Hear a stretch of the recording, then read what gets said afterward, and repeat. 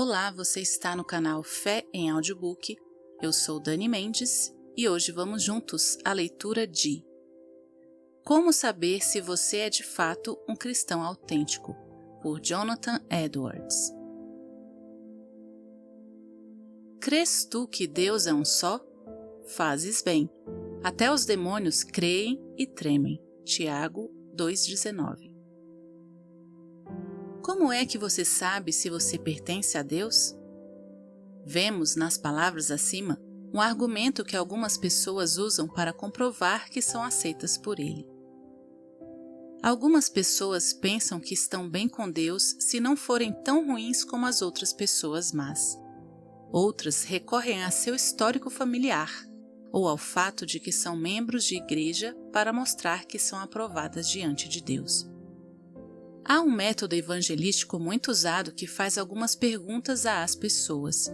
Uma dessas perguntas é: imagine que você morra hoje. Por que razão Deus admitiria você no céu? Uma resposta muito comum é: porque eu creio em Deus. Parece que o apóstolo Tiago conhecia pessoas que diziam essa mesma coisa. Sei que conto com o favor de Deus porque conheço essas doutrinas da religião. É evidente que Tiago reconhece que esse conhecimento é coisa boa. Não somente é algo bom, mas é também necessário. Ninguém pode tornar-se cristão se não crê em Deus, mais especificamente no único e verdadeiro Deus. Isso era especialmente verdade para aqueles que tinham o grande privilégio de conhecer o apóstolo, o qual podia falar-lhes em primeira mão das experiências que tivera com Jesus, o Filho de Deus. Quão grande pecado seria se alguém que conhecesse Tiago se recusasse a crer em Deus. Isso, sem dúvida, tornaria mais grave a condenação dessas pessoas.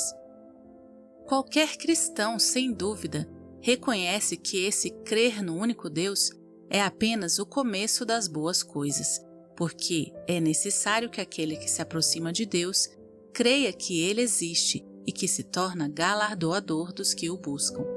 Hebreus 11:6. Contudo, Tiago deixa evidente que, embora essa fé seja algo bom, definitivamente não é prova de que a pessoa está salva. O que ele quer dizer é isto: você diz que é um cristão e que goza do favor de Deus. Você pensa que Deus vai admiti-lo no céu e que a prova disso é que você crê em Deus. Mas isso não prova nada, porque os demônios também creem. E eles com certeza vão ser punidos no inferno. Os demônios creem em Deus. Você pode estar certo disso. Eles não só creem que Ele existe, mas também creem que Deus é um Deus santo, um Deus que odeia o pecado, um Deus verdadeiro que prometeu julgamentos e que há de executar sua vingança contra os demônios. É por essa razão que os demônios tremem com horror. Eles conhecem a Deus melhor do que a maioria dos seres humanos e estão apavorados. Contudo, nada do que há na mente do homem, e que os demônios podem experimentar também, é sinal certo da graça de Deus em nosso coração. Talvez seja mais fácil se mudarmos a forma de argumentar. Imagine que os demônios possam, de alguma forma, ter dentro deles alguma porção da graça salvadora de Deus, o que seria prova de que eles iriam para o céu. Isso seria uma prova de que Tiago estaria errado, mas isso é um absurdo. A Bíblia deixa bem claro que os demônios não têm esperança de salvação, e a crença deles em Deus não afasta deles a condenação que virá no futuro. É por isso que crer em Deus não é prova de salvação para os demônios, e podemos dizer com toda certeza que também não é prova de salvação para os seres humanos. O assunto se esclarece com mais facilidade quando pensamos em como são os demônios. Eles são pecaminosos. Qualquer coisa que façam ou experimentem não pode ser santo. O diabo é completamente mau. Vós sois do diabo, que é vosso pai, e quereis satisfazer-lhe os desejos. Ele foi homicida desde o princípio e jamais se firmou na verdade, porque nele não há verdade. Quando ele profere mentira, fala do que lhe é próprio, porque é mentiroso e pai da mentira. João 8,44. Aquele que pratica o pecado procede do diabo, porque o diabo vive pecando desde o princípio. 1 João 3:8. É por isso que os demônios são chamados de espíritos maus, espíritos impuros, poderes das trevas e assim por diante. Porque a nossa luta não é contra o sangue e a carne, e sim contra os principados e potestades, contra os dominadores deste mundo tenebroso, contra as forças espirituais do mal nas regiões celestes. Efésios 6:12. Dessa forma, fica evidente que não há nada na mente dos demônios que possa ser santo ou que conduza à verdadeira santidade. Os demônios conhecem de fato muitas coisas sobre Deus e a religião, mas eles não têm um conhecimento santo. O que eles conhecem com a mente pode até afetar o coração deles. De fato, vemos que os demônios têm sentimentos bastante fortes em relação a Deus, tão fortes, na verdade, que eles tremem. Mas esses não são sentimentos santos, porque não têm nada a ver com a obra do Espírito Santo. Se isso é verdadeiro com respeito à experiência dos demônios, também é fato com respeito à experiência dos homens. Preste bem atenção nisto. Não importa quão genuínos, sinceros e poderosos são esses pensamentos e sentimentos. Os demônios, que são criaturas espirituais, conhecem a Deus de uma forma que os homens da terra não podem conhecer. O conhecimento que eles têm da existência de Deus é mais concreto do que o conhecimento que qualquer homem poderia ter. Pelo fato de os demônios estarem tão estreitamente envolvidos na luta contra as forças do bem, eles também são muito sinceros no conhecimento que possuem. Em certa ocasião, Jesus expulsou alguns demônios. "Que temos nós contigo, ó Filho de Deus?" gritaram eles. "Vieste aqui atormentar-nos antes do tempo?" Mateus 8:29. O que poderia ser mais claro que isso? Contudo, embora seus pensamentos e sentimentos sejam genuínos e poderosos, eles não são santos. Também podemos ver que, embora sejam santas as coisas que eles pensam, isso não faz com que sejam santos os seus pensamentos e sentimentos a respeito dessas coisas. Os demônios sabem que Deus existe. Mateus 8:29 nos diz que eles sabem mais a respeito de Jesus do que muitas pessoas sabem. Eles estão completamente certos de que Jesus vai julgá-los um dia, porque Ele é santo. Mas é evidente que sentimentos e pensamentos genuínos, sinceros e poderosos a respeito de coisas espirituais e santas não são prova da graça de Deus no coração. Os demônios têm essas coisas e, contudo, estão destinados à condenação eterna no inferno. Se os homens não têm nada mais do que os demônios têm, eles haverão de sofrer da mesma forma. Baseados nessas verdades, podemos chegar a várias conclusões. Primeira, que não importa quantas pessoas possam conhecer a respeito de Deus e da Bíblia, isso não é sinal seguro de salvação. O diabo, antes da sua queda, era uma das brilhantes estrelas da manhã, uma chama de fogo, alguém excelente em força e sabedoria. Isaías 14:12, Ezequiel 28:12-19. Aparentemente, como um dos anjos principais, Satanás conhecia muito sobre Deus. Agora que está caído, seu pecado não destruiu as lembranças de antes da queda. O pecado destrói a natureza espiritual, mas não as habilidades naturais, como a memória. Que os anjos caídos têm muitas habilidades naturais, podemos ver de vários versículos bíblicos, por exemplo, Efésios 6:12. Porque a nossa luta não é contra o sangue e a carne, e sim contra os principados e potestades, contra os dominadores deste mundo tenebroso, contra as forças espirituais do mal nas regiões celestes. Da mesma forma, a Bíblia diz que Satanás é mais sagaz do que as outras criaturas. Gênesis 3:1, também 2 Coríntios 11:3 e Atos 13:10. Por isso podemos ver que o diabo teve sempre grande habilidade mental e é capaz de conhecer muito sobre Deus, sobre o mundo visível e o invisível, e sobre muitas outras coisas. Como o trabalho dele no início era ser o principal anjo diante de Deus, é natural que sempre foi da maior importância que ele compreendesse essas coisas e que todas as suas atividades tenham relação com essas áreas de pensamentos, sentimentos e conhecimento. Pelo fato de que a ocupação original dele era ser um dos anjos que assistiria diante da própria face de Deus, E pelo fato de que o pecado não lhes destruiu a memória, é evidente que Satanás conhece mais a respeito de Deus do que qualquer outro ser criado. Depois da queda, podemos reparar nas suas atividades como tentador, etc. Mateus 4:3, que ele empregou seu tempo incrementando seu conhecimento e suas habilidades. Através da sua astúcia, quando tenta as pessoas, podemos ver que seu conhecimento é grande. A eficiência de suas mentiras revela quão astuto ele é. É evidente que ele não manejaria tão bem o engano sem o verdadeiro e real conhecimento dos fatos. Esse conhecimento de Deus e suas obras vem desde o início.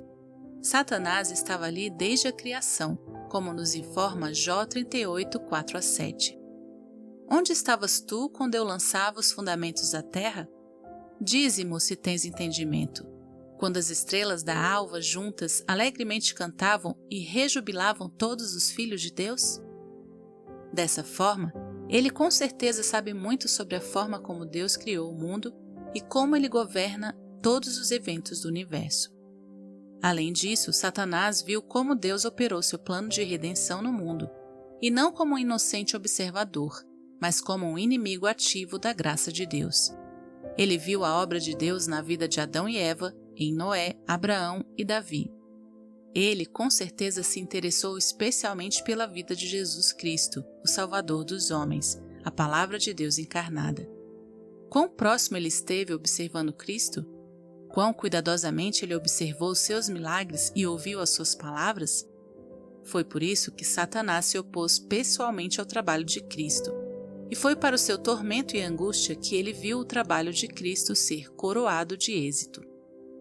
Satanás, então, conhece muito a respeito de Deus e do trabalho de Deus. Ele conhece o céu pessoalmente.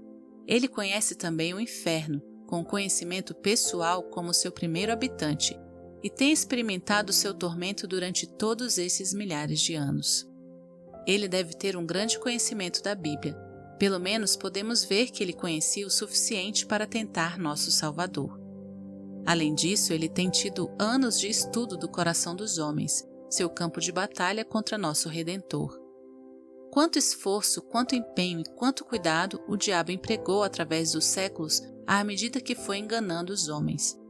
Somente um ser com o conhecimento dele e a noção que ele tem da ação de Deus e do coração humano poderia imitar de tal forma a verdadeira religião e transformar-se num anjo de luz. 2 Coríntios 11:14. É por essa razão que podemos ver que não há conhecimento de Deus e da religião, em qualquer quantidade que seja, que possa provar que uma pessoa tenha sido salva de seu pecado. Um homem pode conversar sobre a Bíblia, sobre Deus e sobre a Trindade. Ele pode ser hábil o suficiente para pregar um sermão sobre Jesus Cristo e tudo o que ele fez. Pense só, alguém pode ser hábil o suficiente para conversar sobre o caminho da salvação e sobre a obra do Espírito Santo no coração dos pecadores. Talvez até seja capaz de mostrar aos outros como tornar-se cristão. Tudo isso pode edificar a igreja e iluminar o mundo, mas isso não é uma prova segura da graça salvadora de Deus no coração de um homem. Também é possível constatar que o simples fato de as pessoas concordarem com a Bíblia não é um sinal seguro de salvação. Tiago 2,19 mostra que os demônios de fato verdadeiramente creem na verdade. Exatamente como eles creem que Deus é um, eles concordam com toda a verdade da Bíblia. O diabo não é um herético. Todos os seus artigos de fé estão firmemente estabelecidos sobre a verdade. É preciso compreender que, quando a Bíblia fala sobre crer que Jesus é o Filho de Deus, como uma prova da graça de Deus no coração, a Bíblia não quer dizer um mero consentimento com a verdade, mas refere-se a outro tipo de crença. Todo aquele que crê que Jesus é o Cristo é nascido de Deus. 1 João 5:1. Esse outro tipo de fé é chamado a fé que é dos eleitos de Deus e o pleno conhecimento da verdade segundo a piedade. Tito 1:1. Há um poder espiritual relacionado à verdade que explicaremos mais adiante. Algumas pessoas têm experiências religiosas muito fortes e as consideram como prova da obra de Deus no seu coração. Muitas vezes essas experiências dão às pessoas um senso da importância do mundo espiritual e da realidade das coisas de Deus. Contudo, essas experiências também não são provas infalíveis de salvação. Tanto os demônios como os homens condenados ao inferno têm muitas experiências espirituais que têm grande efeito em suas atitudes íntimas do coração. Eles vivem no mundo espiritual e veem pessoalmente como é esse mundo. Os sofrimentos deles lhes mostram o valor da salvação e o valor da alma humana da forma mais poderosa que se pode imaginar. A parábola em Lucas capítulo 16 ensina isso claramente, como o homem em tormento pede que Lázaro seja enviado para avisar seus irmãos para que evitem esse lugar de tormento. Não há dúvida de que as pessoas no inferno agora têm uma clara ideia da imensidão da eternidade e da brevidade da vida. Elas estão completamente convencidas de que todas as coisas desta vida são sem importância se comparadas com as experiências do mundo eterno. As pessoas que estão no inferno agora têm um grande senso da preciosidade do tempo e das maravilhosas oportunidades que as pessoas têm de ouvir o Evangelho. Elas estão completamente cônscias da estupidez do seu pecado, da negligência das oportunidades, de desconsiderar as advertências de Deus. Quando os pecadores experimentam pessoalmente o resultado final do seu pecado, há choro e ranger de dentes. Mateus 13:42. Dessa forma, as mais poderosas experiências religiosas não são um sinal infalível da graça de Deus no coração. Tanto demônios como pessoas condenadas ao inferno têm um forte senso da majestade e do poder de Deus. O poder de Deus é expresso mais claramente quando ele executa sua vingança contra seus inimigos. Que diremos, pois, se Deus, querendo mostrar a sua ira e dar a conhecer o seu poder, suportou com muita longanimidade os vasos de ira preparados para a perdição? Romanos 9:22. É com tremor que os demônios aguardam a sua punição final, debaixo do mais forte senso da majestade de Deus. Eles o sentem agora, é claro, mas no futuro isso será demonstrado no mais alto grau, quando do céu se manifestar o Senhor Jesus com os anjos do seu poder em chama de fogo. 2 Tessalonicenses 1:7-8. Nesse dia, eles tentarão fugir, esconder-se da presença de Deus. Eis que vem com as nuvens, e todo olho o verá, até quantos os traspassaram, e todas as tribos da terra se lamentarão sobre ele. Apocalipse 1:7. Dessa forma, todos o verão na glória de seu Pai, mas, obviamente, nem todos os que o virem serão salvos. É bem possível que algumas pessoas se oponham a tudo isso, dizendo que os incrédulos deste mundo são completamente diferentes dos demônios. Estão debaixo de circunstâncias diferentes e são seres de diferentes espécies. Talvez alguém discorde, dizendo: essas coisas que são visíveis e presentes aos demônios são invisíveis e futuras aos homens. Além disso, as pessoas têm a desvantagem de ter corpos, os quais restringem a alma e impedem que as pessoas vejam pessoalmente essas coisas espirituais. Por isso, mesmo que os demônios tenham grande conhecimento e experiências pessoais com as coisas de Deus e não tenham a graça, esse tipo de comparação não se aplica a mim. Ou, em outras palavras, se as pessoas apresentam essas coisas nesta vida, isso pode muito bem ser um sinal seguro da graça de Deus no coração delas. Em resposta, digo que também concordo que nenhum homem nesta vida teve jamais o grau de intensidade nas experiências que os demônios têm. Nenhuma pessoa jamais tremeu com a mesma intensidade de medo que os demônios tremem. Nenhum homem nesta vida pode chegar a ter o mesmo tipo de conhecimento que o diabo tem. É pacífico que os demônios e os homens condenados ao inferno entendem a vastidão da eternidade e a importância do outro mundo mais que qualquer pessoa viva, e dessa forma valorizam a salvação mais que tudo. Mas podemos observar que os homens neste mundo podem ter experiências do mesmo tipo das experiências dos demônios e os condenados.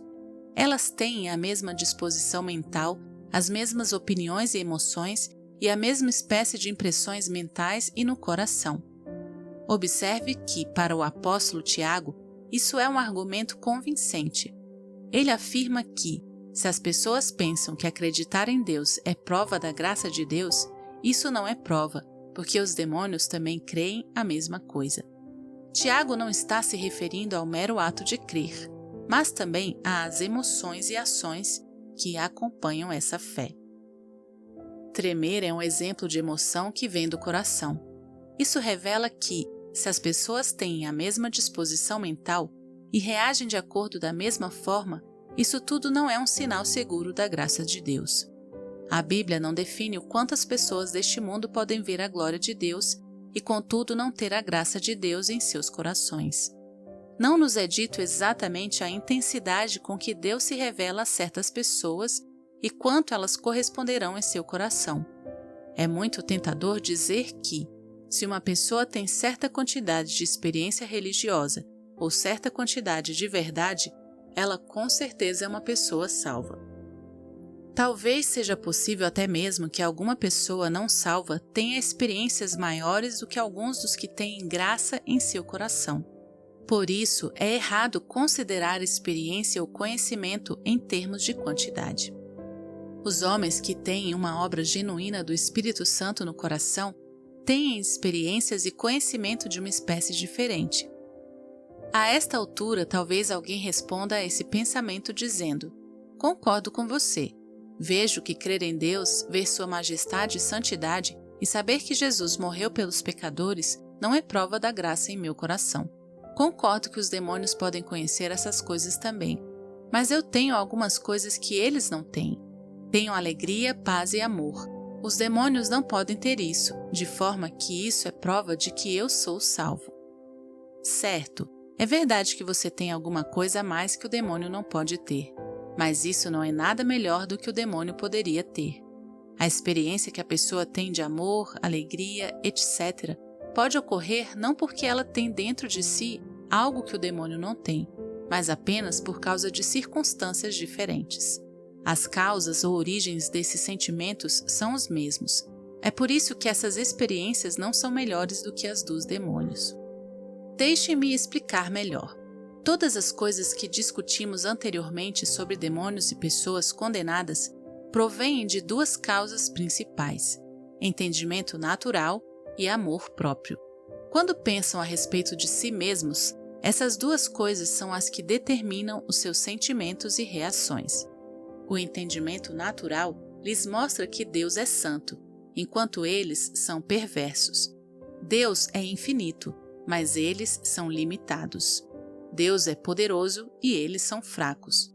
O amor próprio lhes dá o senso da importância da religião, do mundo eterno e um desejo pela salvação. Quando essas duas causas operam juntas, tanto os demônios quanto os condenados tornam-se cônscios da apavorante majestade de Deus, que eles sabem que será aquele que vai julgá-los. Eles sabem que o julgamento de Deus será perfeito e que a sua punição será para sempre. Por isso, essas duas causas, juntamente com o que eles sentem, haverão de gerar a sua angústia naquele dia de juízo, quando eles verão a glória de Cristo e dos seus santos. A razão por que muitas pessoas sentem alegria, paz e amor hoje, embora os demônios não sintam isso, pode ser mais devido às suas circunstâncias do que à diferença em seus corações. As causas em seus corações são as mesmas. Por exemplo, o Espírito Santo está agora operando no mundo, guardando toda a humanidade de tornar-se tão perversa quanto poderia ser, segundo Tessalonicenses 2,17. Isso é diferente dos demônios, que são tão perversos quanto podem ser o tempo todo. Além do mais, Deus, em sua misericórdia, concede dons às pessoas, como chuva para as colheitas, Mateus 5,45, calor do sol, etc. Não apenas isso, mas frequentemente as pessoas recebem muitas coisas nesta vida que lhes trazem alegria, como relacionamentos pessoais, prazeres, música, saúde e assim por diante. Mais importante que tudo isso, há muitas pessoas que têm ouvido novas de esperança. Deus enviou um Salvador, Jesus Cristo, que morreu para salvar os pecadores. Nessas circunstâncias, o entendimento natural das pessoas pode fazer com que elas sintam coisas que os demônios não podem sentir nunca. O amor próprio é uma força poderosa no coração dos homens, forte o suficiente sem a graça para levar as pessoas a amar aqueles que as amam. Se amais os que vos amam, qual é a vossa recompensa? Porque até os pecadores amam aos que os amam. Lucas 6,32. É algo natural uma pessoa sentir-se segura do amor de Deus por si, ao ver Deus ser misericordioso e saber que ela não é tão má quanto poderia ser. Se o seu amor por Deus provém apenas dos seus sentimentos de que Deus o ama, ou porque você ouviu que Cristo morreu por você, ou algo parecido, a fonte do seu amor a Deus é unicamente o seu amor próprio. Isso impera no coração dos demônios também. Pense na situação dos demônios.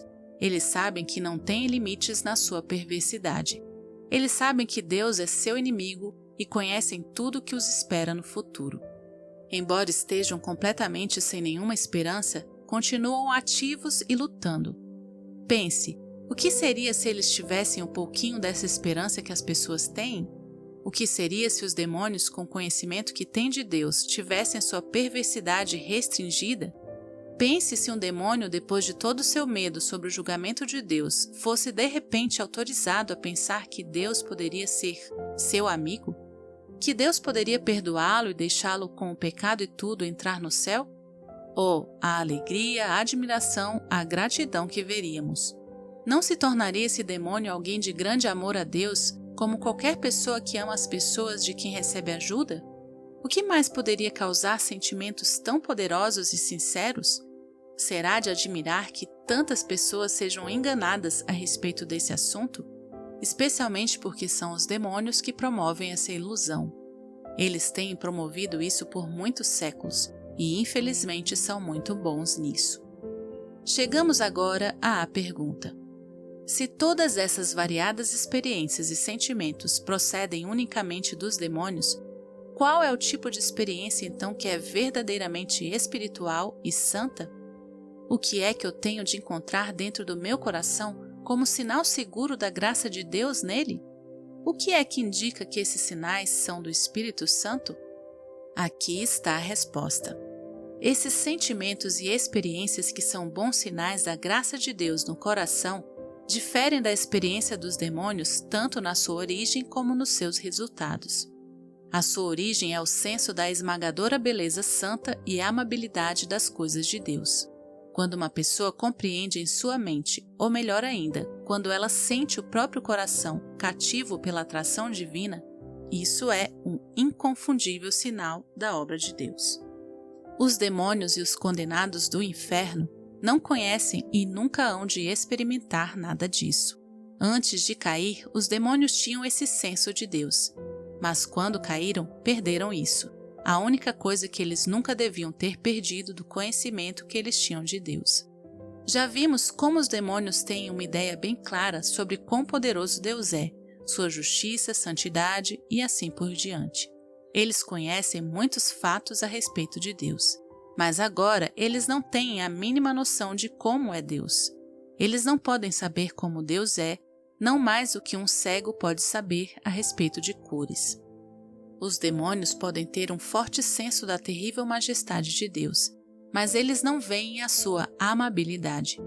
Eles têm observado a sua obra em favor da raça humana através desses milhares de anos, com a maior atenção, mas não tiveram nunca a mais vaga noção da sua beleza.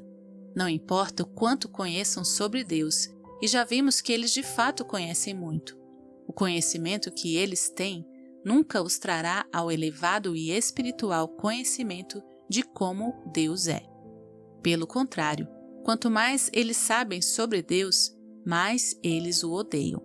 A beleza de Deus consiste primariamente na sua santidade ou na sua excelência moral, e isso é o que eles mais odeiam.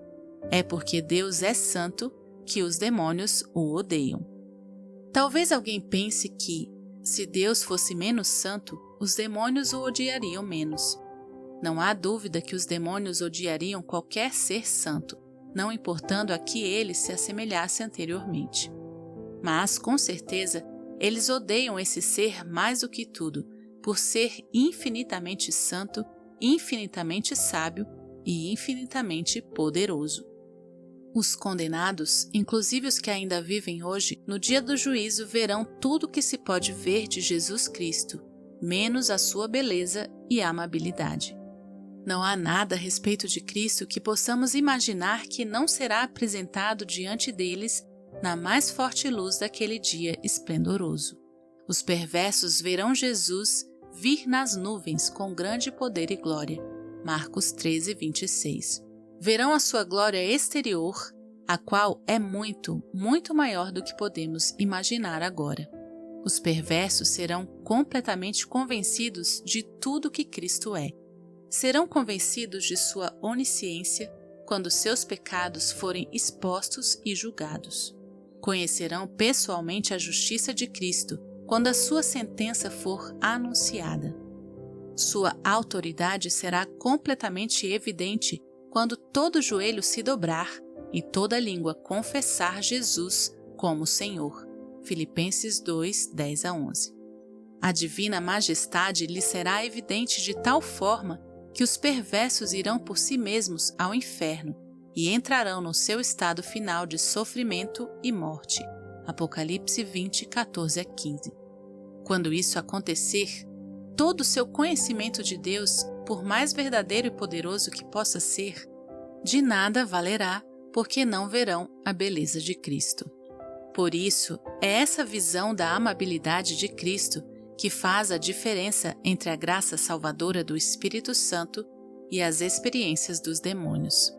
É essa visão, esse senso que torna diferente a experiência cristã autêntica de tudo mais. A fé do povo eleito de Deus se baseia nisso. Quando uma pessoa vê a excelência do Evangelho, ela sente a beleza e a amabilidade do plano divino de salvação. Sua mente é convencida de que isso é de Deus, e ela crê nisso de todo o coração.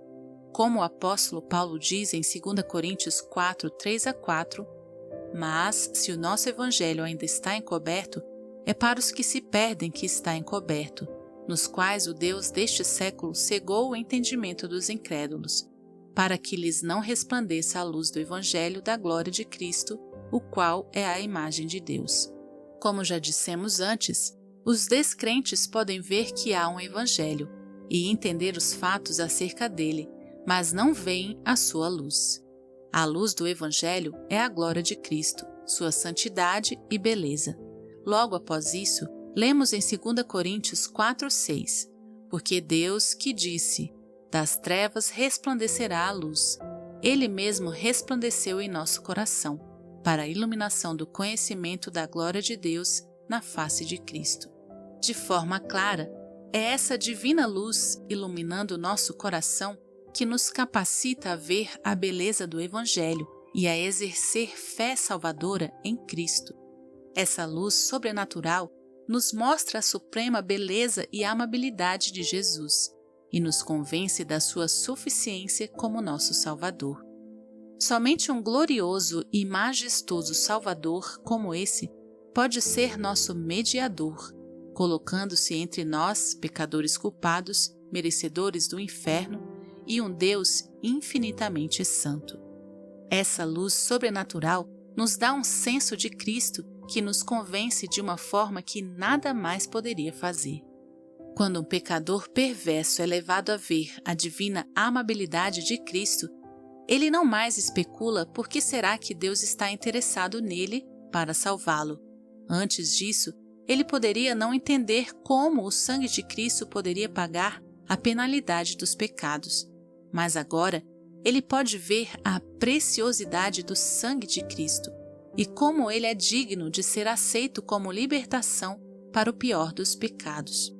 Agora, a alma pode reconhecer que é aceita por Deus, não por aquilo que ela é, mas por causa do valor que Deus dá ao sangue, à obediência e à intercessão de Cristo. Ver esse valor e dignidade dá à pobre alma culpada o descanso que não se pode encontrar em nenhum sermão ou livro. Quando uma pessoa chega a ver o fundamento adequado da fé e da confiança com seus próprios olhos, isso é fé salvadora. De fato, a vontade de meu Pai é que todo homem que vir o Filho e nele crer tenha a vida eterna. João 6,40. Manifestei o teu nome aos homens que me deste no mundo. Eram teus, tu me confiaste, e eles têm guardado a tua palavra. Agora eles reconhecem que todas as coisas que me tens dado provêm de ti, porque eu lhes tenho transmitido as palavras que me deste, e eles as receberam, e verdadeiramente conheceram que saí de ti, e creram que tu me enviaste. João 17, 6-8. É essa visão da beleza divina de Cristo que cativa a vontade e atrai o coração dos homens. Uma visão da manifesta grandeza de Deus e sua glória pode aterrorizar os homens e ser mais do que eles podem suportar. Isso se verá no dia do juízo, quando os perversos serão trazidos diante de Deus. Eles serão aterrorizados, sim, mas a hostilidade do coração permanecerá com força total e a oposição da vontade continuará. Mas, por outro lado, um simples raio da glória moral e espiritual de Deus e da suprema amabilidade de Cristo brilhando no coração vence toda a hostilidade. A alma se inclina para amar a Deus como se fosse movida por um poder onipotente, de tal forma que agora não apenas o entendimento, mas o ser inteiro recebe e abraça o amado Salvador. Esse senso da beleza de Cristo é o início da verdadeira fé salvadora na vida de um autêntico convertido. Isso é muito diferente de qualquer vago sentimento de que Cristo o ama ou morreu por ele. Esse tipo de sentimento vago pode provocar um tipo de amor e alegria, porque a pessoa sente uma gratidão por escapar da punição do seu pecado. Na verdade, esses sentimentos são baseados em amor próprio, e não no amor por Cristo de forma alguma. É triste que tantas pessoas sejam ludibriadas por essa falsa fé. Por outro lado, um vislumbre da glória de Deus na face de Jesus Cristo provoca no coração um supremo e genuíno amor por Deus. Isso acontece porque a divina luz mostra a suprema amabilidade da natureza de Deus. Um amor baseado nisso está muito, muito acima de qualquer coisa vinda do amor próprio, que tanto demônios como homens podem possuir. O verdadeiro amor de Deus, que vem dessa visão de sua beleza, provoca uma santa e espiritual alegria na alma, uma alegria em Deus e exultação nele. Não há regozijo em nós mesmos, mas sim em Deus somente. A visão da beleza das coisas divinas vai provocar verdadeiro desejo pelas coisas de Deus. Esses desejos são diferentes dos anseios dos demônios, que ocorrem porque os demônios conhecem o destino que os aguarda, e eles desejam que de alguma forma fosse diferente. Os desejos que vêm dessa visão da beleza de Cristo são desejos livres naturais, como o desejo que o bebê tem por leite. Por serem tão diferentes das suas imitações, esses desejos ajudam a fazer a distinção entre as experiências genuínas da graça de Deus e as falsas experiências. As experiências espirituais falsas têm a tendência de provocar orgulho, que é o pecado peculiar do diabo. Não seja neófito para não suceder que se ensoberbeça e incorra na condenação do diabo. 1 Timóteo 3,6. O orgulho é o resultado inevitável das falsas experiências espirituais, mesmo quando frequentemente são cobertas com uma máscara de grande humildade. A falsa experiência está enamorada de si mesma e cresce para si. Ela vive para mostrar-se de um jeito ou de outro. Uma pessoa pode ter grande amor a Deus e ter orgulho desse grande amor. Pode ser muito humilde e de fato muito orgulhosa de sua humildade. Mas as emoções e experiências que vêm da graça de Deus são o exato oposto. A verdadeira obra de Deus no coração produz humildade. Não gera nenhum tipo de ostentação nem autoexaltação. Esse senso da apavorante, santa e gloriosa beleza de Cristo mata o orgulho e humilha a alma. A luz da amabilidade de Deus, e ela somente, mostra à alma a sua própria lealdade. Quando uma pessoa de fato entende isso, ela inevitavelmente começa um processo de tornar Deus cada vez maior e a ele mesmo cada vez menor. Outro resultado da operação da graça de Deus no coração é que a pessoa vai odiar todo e qualquer mal e será suscetível a Deus com um coração santo e uma vida santa. As falsas experiências podem até produzir certo zelo, e até um elevado grau daquilo que comumente se chama religião. Contudo, não é um zelo por boas obras. Sua religião não é um serviço a Deus, mas antes um serviço a si mesmo. É dessa forma que o apóstolo Tiago o coloca em nosso texto. Crês tu que Deus é um só? Fazes bem. Até os demônios creem e tremem. Queres, pois, ficar certo, ó homem insensato, de que a fé sem obras é inoperante? Tiago 2, 19 e 20. Em outras palavras, obras ou boas obras são evidência de uma experiência genuína da graça de Deus no coração.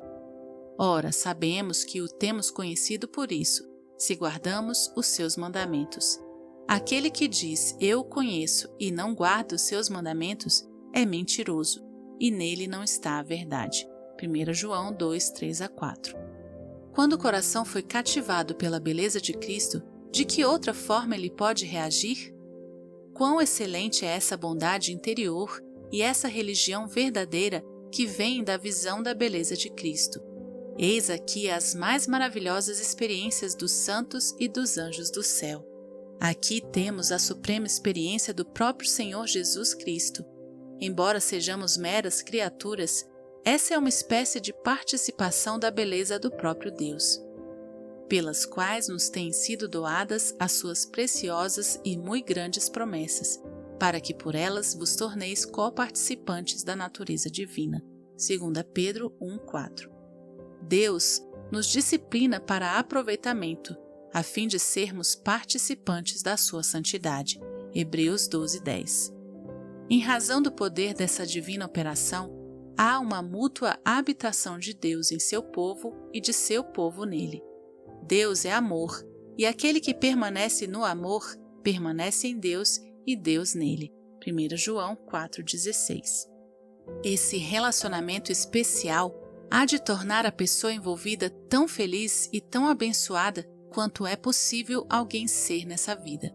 Essa é uma dádiva especial de Deus, que Ele dá apenas a seus favoritos. Ouro, prata, diamantes e reinos terrenos são dados por Deus às pessoas que a Bíblia chama de cães e porcos. Mas essa grande dádiva de vislumbrar a beleza de Cristo é a bênção especial de Deus aos seus amados filhos. Nem carne nem sangue podem conceder essa dádiva, somente Deus pode dá-la. Foi por essa dádiva especial que Cristo morreu, para obtê-la para seus eleitos. Ela é o mais alto indício do seu amor eterno, o melhor fruto do seu penoso trabalho e a mais preciosa aquisição do seu sangue. É através dessa dádiva, mais do que através de qualquer outra coisa, que os santos resplandecem como luzeiros neste mundo. Essa dádiva, mais do que qualquer outra coisa, é o conforto deles. É impossível que a alma que possui essa dádiva possa perecer, jamais. Essa é a dádiva da vida eterna. É o início da vida eterna. Os que a possuem não podem morrer nunca. É o raiar da luz da glória. Ela vem do céu, tem qualidades celestiais e conduzirá seu possuidor ao céu.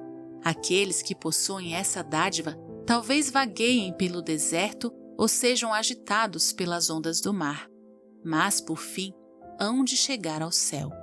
Ali a centelha celestial será aumentada e aperfeiçoada. No céu, a alma dos santos será transformada numa chama brilhante e pura, e eles reluzirão como o sol no reino do seu Pai. Amém. Glória a Deus por essa palavra. Que o Senhor edifique a sua vida.